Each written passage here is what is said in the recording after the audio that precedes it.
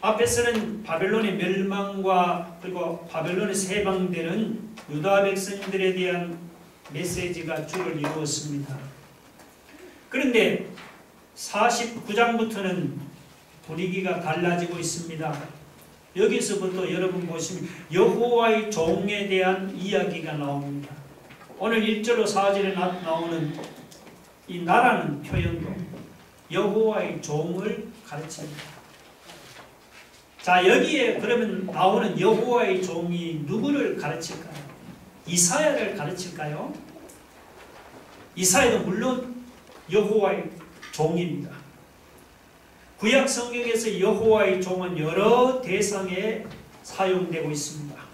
예를 들면 아브라함이나 혹은 모세나 다윗도 여호와의 종이라고 했습니다. 심지어 천사를 가리켜서도 여호와의 종이라고 했습니다. 그러나 그렇다고 그들이 궁극적인 여호와의 종은 아닙니다.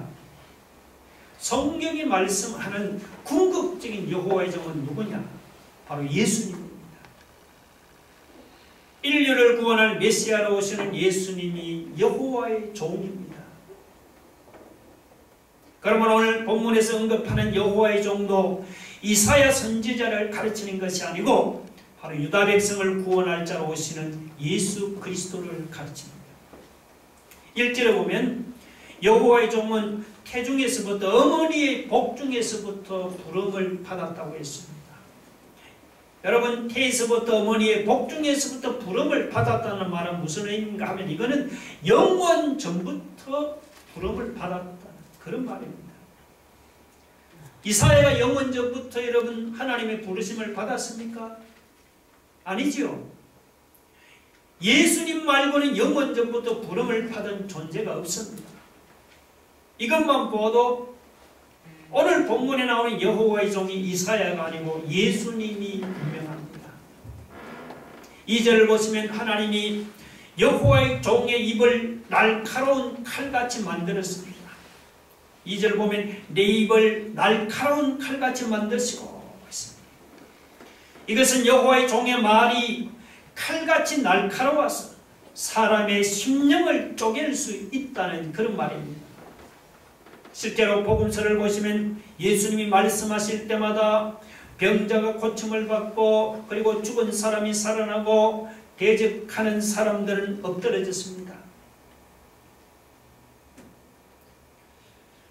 그런데 예수님이 여호와의 종으로 세상에 오셔서 수고했지만 사람들은 예수님을 믿지도 않고 존경하지도 않았습니다.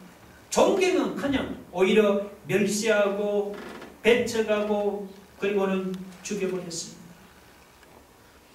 사람들의 눈에는 예수님이 헛되이 수고한 것 같이 보였고 무익하게 힘을 소진한 것 같이 보였습니다.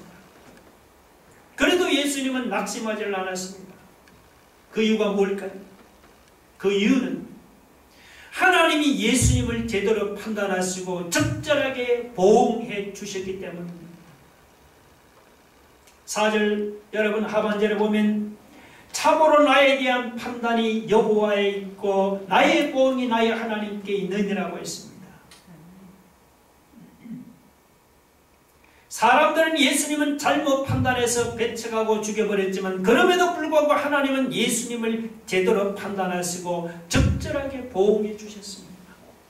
이것을 보아도 예수님이 여호와의 종인 것이 분명합니다. 우리는 이러한 여호와의 종의 모습을 보면서 배울 것이 몇 가지 있습니다. 첫째, 여호와의 종이 태에서부터 어머니의 복중에서부터 메시아로 부르심을 받고 세움을 받았습니다. 오늘 우리도 태에서부터 어머니의 복중에서부터 우리는 하나님의 자녀로 부르심을 받고 세움을 받은 것입니다. 내가 나를 볼 때 비록 보잘것없다고 우리가 기죽지 맙시다. 여러분, 내가 누구입니까? 나는 태에서부터 어머니의 복중에서부터 하나님의 자녀로 부르심을 받았습니다. 아니, 영원 전부터 하나님의 자녀로 부름을 받았습니다. 비록 내가 나를 볼 때는 보잘것없을지 모르지만 하나님이 우리를 보실 때는 우리는 영원전에 하나님의 자녀로 불러주실 만큼 귀하고 소중한 존재라는 것을 여러분이 기억하시기 바랍니다. 둘째, 우리가 믿고 의지할 것은 오직 예수님과 예수님의 말씀밖에 없습니다. 2절을 보시면은 예수님은 갈고 닦은 화살과 같아서 사탄의 세력과 죄악의 세력을 찔러 죽이고 우리를 구원하십니다. 예수님의 말씀 또한 수술용 칼같이 예리하고 날카로워서 죄로 인해 부패해지고 골마 터진 사람의 심령을 찔러 쪼개고 수술해서 치료하시고 회복할 수가 있습니다. 오늘 우리 중에 죄로 인해 마음이 부패하고 골마 터진 사람이 없습니까? 그런 사람은 자기를 믿지 마시고 주님을 믿고 주님의 말씀을 붙잡기를 바랍니다. 우리가 주님을 믿으면 주님이 우리를 사탄과 죄악의 세력에서 건져주십니다. 우리가 주님의 말씀을 붙잡으면 죄로 인해서 부패지고 골마튼 우리의 마음을 주님의 말씀이 수술해 주시고 치료해 주십니다. 셋째, 우리 예수 믿는 신자는 자신의 수고에 열매가 없어도 우리는 낙심하지를 않습니다. 예를 들면 하나님을 위해서 열심히 수고하고 헌신하지만 열매도 없고 소득이 없습니까? 가장으로서 가족을 위해서 아침부터 저녁까지 열심히 일을 하지만 헛되이 수고한 것 같습니까? 나름대로 내가 열심히 살아가는데도 나의 삶에 나아지는 것이 안 보입니까? 우리 예수 믿는 신자는 그래도 우리는 낙심하지는 않습니다. 여러분, 그 이유가 무엇입니까? 그 이유는 내가 볼 때는 내 삶에 열매가 없을지라도 하나님이 나를 제대로 판단하시고 보응해 주시기 때문입니다. 여러분, 4절에 참으로 나에 대한 판단이 누구에게 있습니까? 여호와께 있고 나의 보응이 나의 하나님께 있느니라고 했습니다. 내가 볼 때는 비록 나의 수고와 나의 열심의 열매가 없는 것 같이 보이지만 하나님은 여러분의 수고를 제대로 판단하시고 여러분의 열심을 제대로 보상해 주실 줄로 믿으시기 바랍니다.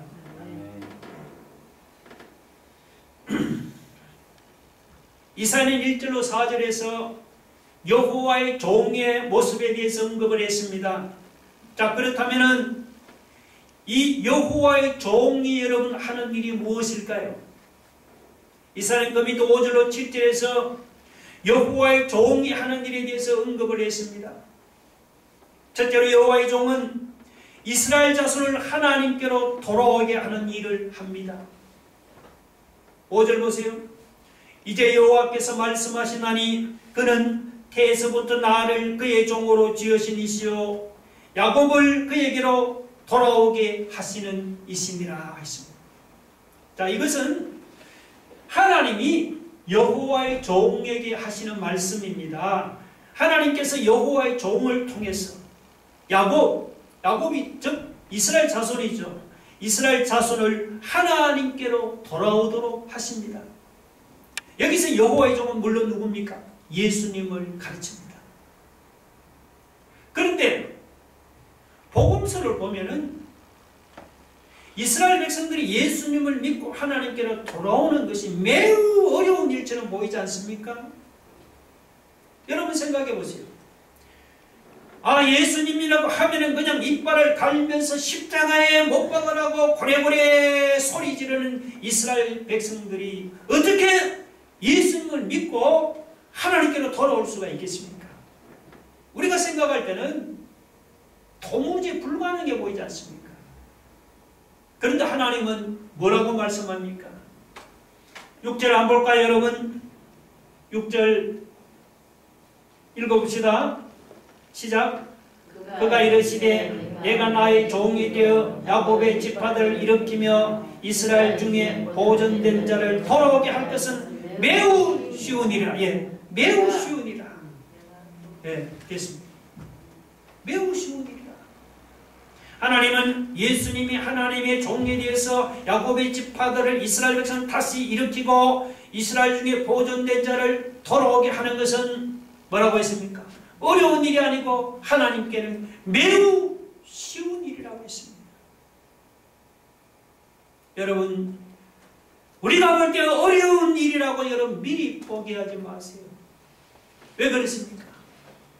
그 이유는 내가 볼 때는 어려운 일이라도 하나님이 보실 때는 전혀 어려운 일이 아니기 때문입니다. 사람에게는 어려운 일이지만 하나님께는 매우 쉬운 일입니다. 하나님을 믿고 나가시면은 내가 볼 때 어려운 일이라도 하나님께서 매우 쉽게 해결해 주실 줄로 여러분이 믿으시기 바랍니다. 여호와의 종은 어떤 일을 합니까? 둘째, 여호와의 종은 이스라엘 백성만이 아니고 하나님을 모르는 이방인들까지도 하나님께로 돌아오게 하십니다. 6절 아까 밑에 읽다 말았죠. 마지막까지 읽어볼까요? 그 뒷부분 내가 또 시작. 내가 또 너를 이방의 빛으로 삼아 나의 구원을 베풀어서 땅 끝까지 이르게 하리라. 여기서 여러분, 나는 하나님이고 너는 누구냐 하면 여호와의 종입니다. 하나님은 그러니까 여호와의 종을 뭘로 삼았어요? 이방의 빛으로 삼아서 하나님의 구원을 땅 끝까지 이르게 하십니다. 실제로 복음서를 보시면은 예수님 자신이 이방의 빛이 되셔서 이방 지역으로 직접 다니시면서 이방인들에게 복음을 전파했습니다. 우리가 잘 아는 사도 바울은 이방인의 사도로 부르심을 받아서 안디옥과 그리고 소아시아와 온 유럽을 다니면서 복음을 전파했습니다. 그렇다고 하나님이 이방의 복음 전하는 일을 사도 바울에게만 맡겼습니까? 아니잖아요. 마가복음 16장 마지막에 15절을 보면 너희는 온 천하에 다니며 만민에게 복음을 전파하라고 했습니다. 너희가 누군지 알아요? 예수님의 제자들만이 아닙니다. 여기 너희는 예수 믿는 모든 신자를 가르칩니다. 예수님은 저와 여러분들 이방의 복음을 전하는 이방의 빛으로 삼았습니다. 그러므로 우리끼리만 은혜 받고 좋아할 것이 아닙니다. 온 천하 만민은 아니라도 좋습니다. 우리는 예수 그리스도의 심정을 가지고 우리 주변에 믿지 않은 불신자들을 찾아가서 하나님의 복음을 전파할 수 있기를 바랍니다. 셋째, 여호와의 종은 사람들로부터 멸시를 당하고 미움을 받았습니다. 여러분, 그 밑에 7절에서 사람에게 멸시를 당하는 자, 그리고 백성에게 미움을 받는 자, 관원들에게 종이 된 자가 누구를 가르친 줄 아십니까? 이사야가 아닙니다. 여호와의 종인 예수님을 가르칩니다. 예수님은 죄인을 구원하는 메시아로 하나님의 아들로 이 세상에 오셨습니다. 그런데도 사람들로부터 예수님은 환영을 받은 것이 아닙니다. 환영은커녕 사람들은 예수님을 메시아로 알아보지도 못했습니다. 죄인을 구원하려고 오신 메시아로 오신 예수님은 사람들은 어떻게 했습니까? 여러분 복음서를 보시면 멸시하고 침을 뱉고 조롱하고 미워하고 종처럼 대하고 핍박하다가 마침내 십자가에 못 박아 비참하게 죽여버렸습니다. 그런데 이렇게 사람들로부터 멸시당하고 미움을 받고 죽임을 당한 예수님을 하나님은 어떻게 합니까? 세상 왕들과 고관들 앞에서 경배를 받도록 그분을 높이셨습니다. 여러분 7절 끝에 보세요. 왕들이 보고 일었으며 고관들이 뭐라고요? 경배하리라고 했습니다. 예수님이 세상에 계실 때는 사람들이 멸시하고 조롱하고 미워했지만 예수님이 죽으시고 부활 성천하신 후에는 온 세상 왕들과 고관들이 다 그 앞에 무릎을 꿇고 경배하게 되었습니다. 혹시 예수님을 위해 사는데도 사람들 앞에서 인정받지를 못합니까? 그렇다고 주님 앞에서 나를 왜 이렇게 대접하느냐고 여러분 따지지 마세요. 예수님도 여러분 인정받지는 못했는데 예수님을 위해 사는 사람이 사람들 앞에서 인정받지 못하는 것은 당연하지 않습니까? 그러나 여러분 기억하세요. 지금은 비록 우리가 사람들 앞에 인정받지 못하지만 장차 주님 앞에 우리가 설 때는 상황이 달라집니다. 그때는 어떻게 됩니까? 그때는 이 땅에서 나를 인정하지 않던 사람들이 다 일어났어. 내 앞에 무릎을 꿇게 될 줄로 여러분이 믿으시기 바랍니다.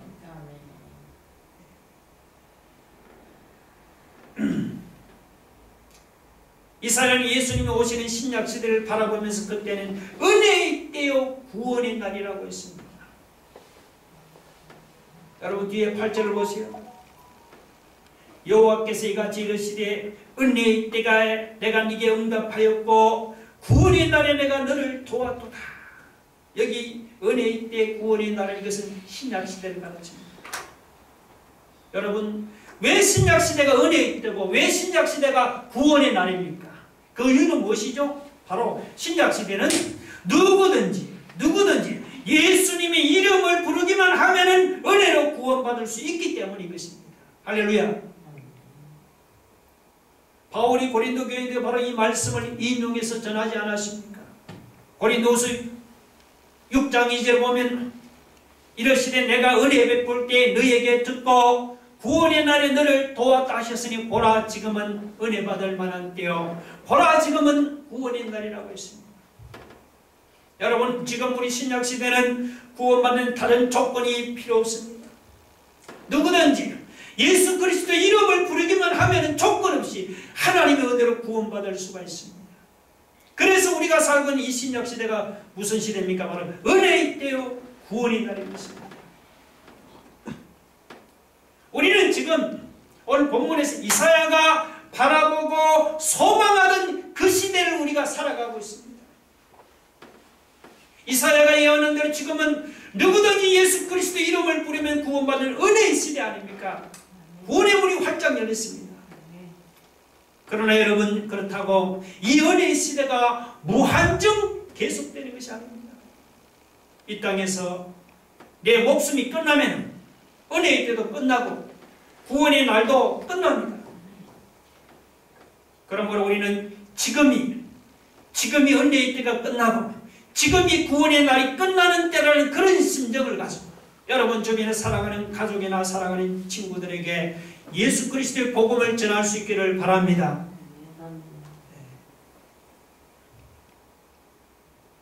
이사야가 빈말로 전하는 것이 아닙니다. 이사야는 우리가 전하는 예수 그리스도 안에 놀라운 능력이 있다고 그렇게 말합니다. 어떤 능력이 있습니까? 오늘 8절로 10절에서 세 가지를 볼 수가 있습니다. 예수 그리스도 안에 첫째 예수님은 8절에 보면은 황무하였던 땅을 기업으로 상속하게 하십니다. 8절에 보면 뭐라고 합니까? 하반에 보니까 나라를 일으켜 그들에게 그 황무하였던 땅을 기업으로 상속하게 하리라. 이건 예수님이 주시는 바로 능력입니다.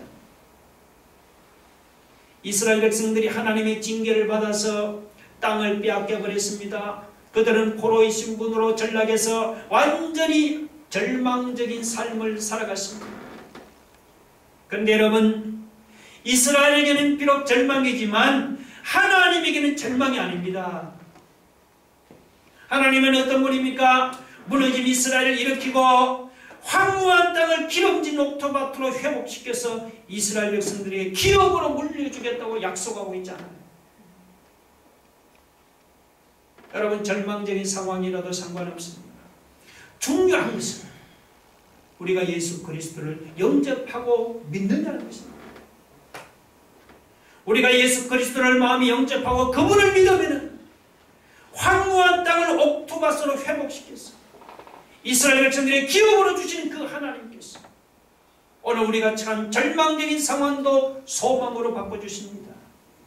우리가 영접하고 믿는 예수 그리스도 안에는 이런 놀라운 능력이 있다는 사실을 믿으시기 바랍니다. 둘째, 예수님은 잡혀있는 자를 흑암에서 나오게 하는 그런 놀라운 능력이 있습니다. 여러분 9절 보세요. 내가 잡혀있는 자에게 이르기를 나오라 하며 흑암에 있는 자에게 나타나라 하리라 했습니다. 죄를 지어서 여러분 감옥에 갇혀있는 사람에게 자 이제 감옥에서 나오세요라고 하면 기분이 어떨까요? 예, 아마 세상에 그보다 기쁘고 그보다 더 감격스러울 때도 없을 것입니다. 여기 9절에 이 잡혀있는 자는 무엇에 잡혀있습니까? 죄의 세력에 잡혀있는 사람, 죄에게 사로잡혔어 죄의 종으로 살아가는 사람을 가르칩니다.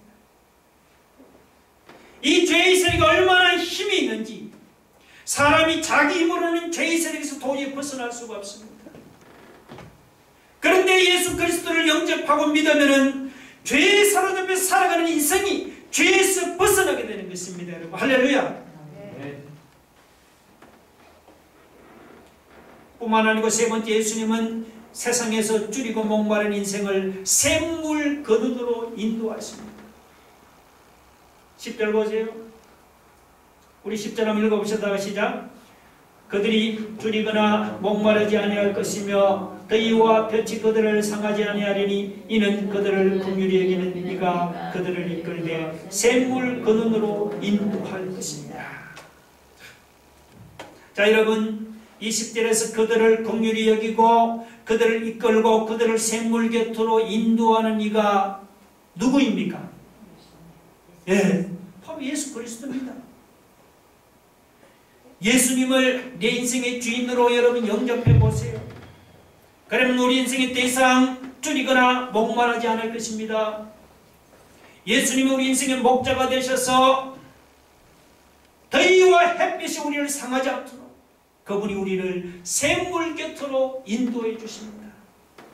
그래서 다윗은 시편 23편에서 뭐라고 고백을 했습니까? 여호와는 나의 목자시니 내가 부족함이 없으리로다. 그가 나를 푸른 풀밭에 누이시며 쉴 만한 물가로 인도하시는도다. 나를 푸른 풀밭 쉴 만한 물가로 인도하는 목자가 여러분 예수님입니다. 예수 그리스도를 마음이 영접해서 내 인생의 여러분 목자로 여러분 삼아보세요. 그러면 예수님이 세상에서 줄이고 목마른 인생을 샘물 거둔으로 인도하십니다. 예수님은 황무한 땅을 옥토로 회복시키는 능력이 있습니다. 예수님은 죄에 사로잡혀 있는 인생을 죄에서 나오게 하는 능력이 있습니다. 예수님은 세상에서 줄이고 목마른 인생을 샘물 곁으로 인도하시는 능력이 있습니다. 누구든지 마음의 문을 여시고 예수 그리스도를 믿고 영접하면 예수 그리스도 안에 있는 이런 놀라운 능력이 나의 것이 될 줄로 믿으시기 바랍니다.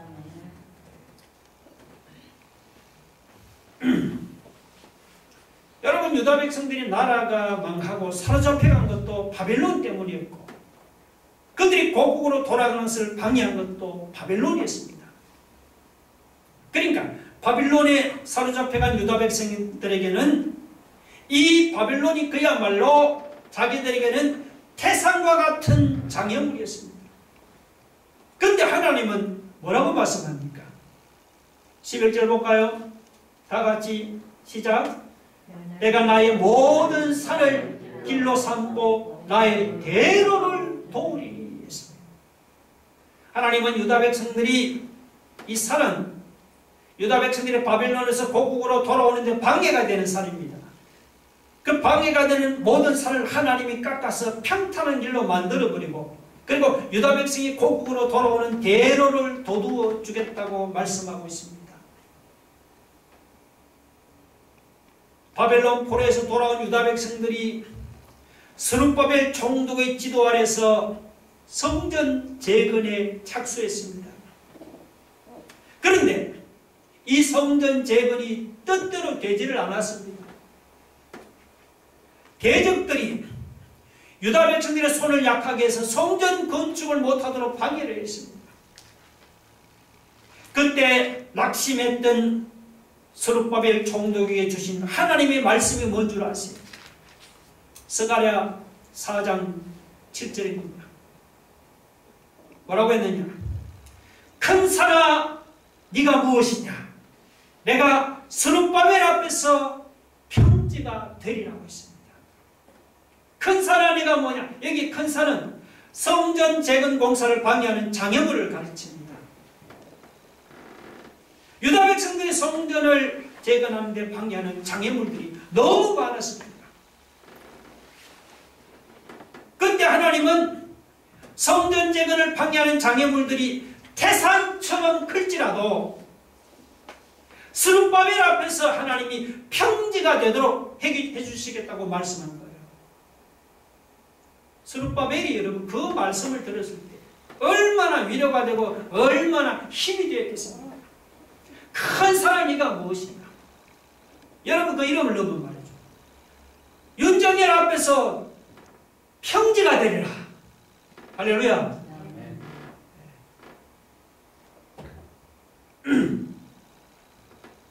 하나님은 태산 같은 장애물도 평지로 만들어 보시는 하나님입니다.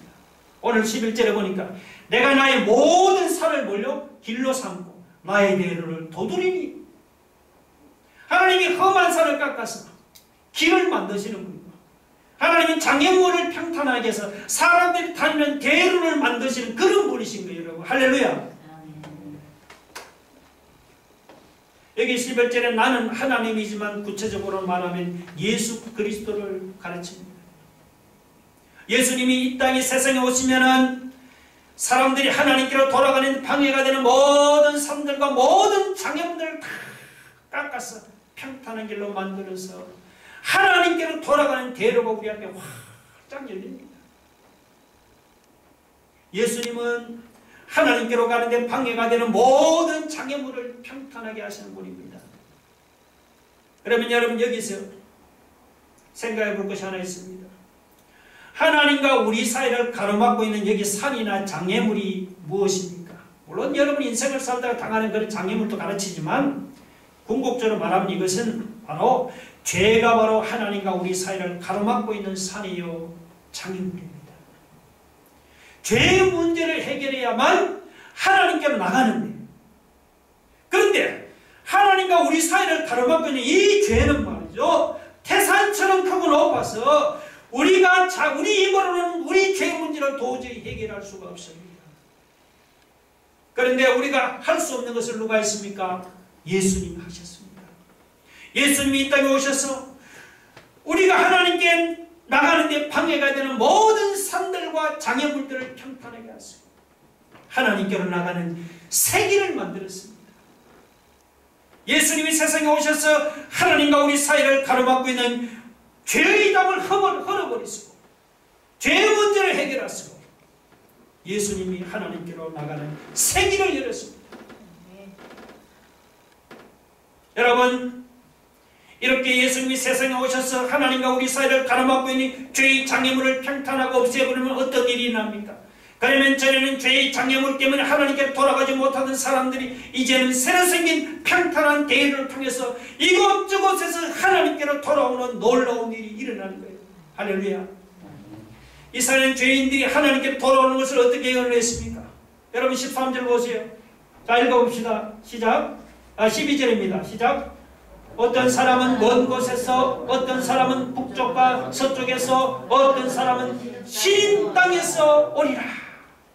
예수님이 오시면 먼 곳에서도 하나님을 찾아오고 북쪽과 서쪽에서도 하나님을 찾아오고 어떤 사람은 시님 땅에서도 하나님을 찾아오고 있어요. 이 시님 땅이 어딘 줄 아세요? 이 시님은 여러분 중국을 가르칩니다. 중국.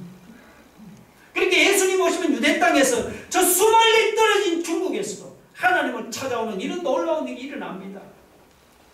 이사야가 예언하던 그 시대를 우리가 지금 살아가고 있잖아요.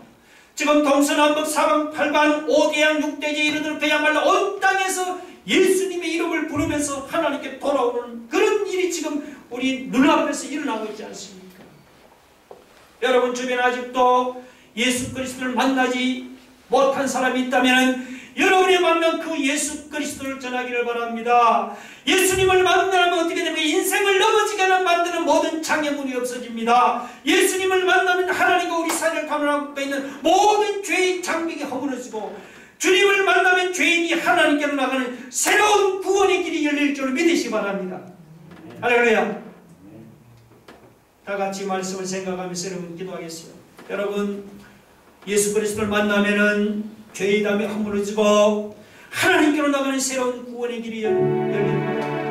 예수를 만나면 인생을 넘어지게 만드는 모든 장애물이 없어집니다. 예수를 영접하면 황무한 땅이 옥토로 회복되고, 흑암에 갇힌 소망 없는 인생이 회복되고, 주님과 목마른 인생이 샘물 곁으로 인도를 받고, 이런 놀라운 능력이 나타납니다. 예수님을 영접하면 새로운 구원의 길이 우리 앞에 열립니다.